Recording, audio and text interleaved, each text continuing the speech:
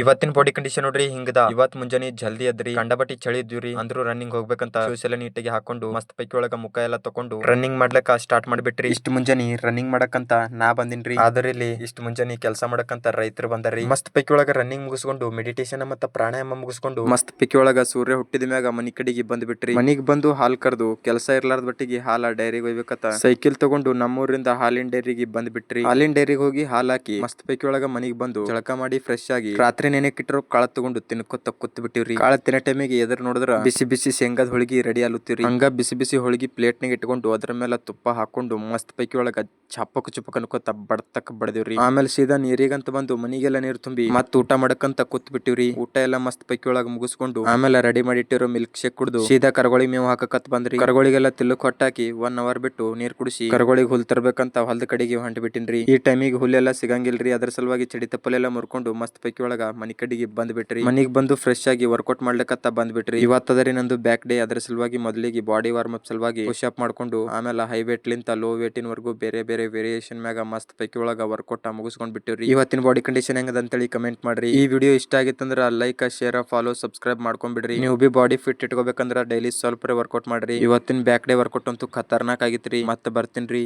Ram Ram, Jai Shriram.